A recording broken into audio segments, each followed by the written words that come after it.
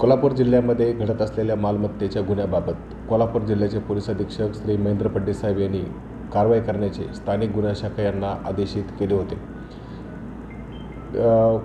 स्थानिक गुन्हे शाखेचे पोलीस उपनिरीक्षक जाधव व अंमलदार मर्दाने यांना गोपनीय बातमी मिळाली की मुरगुड या ठिकाणी चेन स्नॅचिंग केलेला आरोपी हा कागल व निपाणी या बाउंड्रीवरती आहे। त्या ठिकाणी स्थानिक गुन्हे शाखेचे पथक जाऊन त्यांनी सापळा रचला व 2 आरोपी यांना ताब्यात घेतले। त्यांची नावे उत्तम बारड व अजिंक्य सयाजी केसरकर असे असून उत्तम बारड याच्यावरती कोल्हापूर, सांगली, सातारा त्याचप्रमाणे कर्नाटक राज्यामध्ये 62 गुन्हे यापूर्वी रजिस्टर्ड आहेत।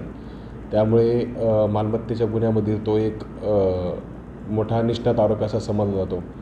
त्याच्याकडून कोल्हापूर स्थानिक गुन्हे शाखा यांनी 155 ग्रॅम सोन्याचे दागिने व 167 ग्रॅम चांदी त्याचप्रमाणे गुन्हा करण्यासाठी वापरलेल्या 2 मोटरसायकली असा 9,31,000 रुपयाचा मुद्देमाल जप्त करण्यात आलेला आहे। दोन्ही आरोपींच्या कडे केलेल्या चौकशीतून कोल्हापूर जिल्ह्याचे 9 व सांगलीचे 1 असे 10 गुन्हे उघडकीस आलेले आहेत। त्यामध्ये प्रामुख्याने 5 जबरी चोरी व 4 घरफोडी तसेच 1 मोटरसायकल चोरीचा गुन्हा यांचा समावेश आहे।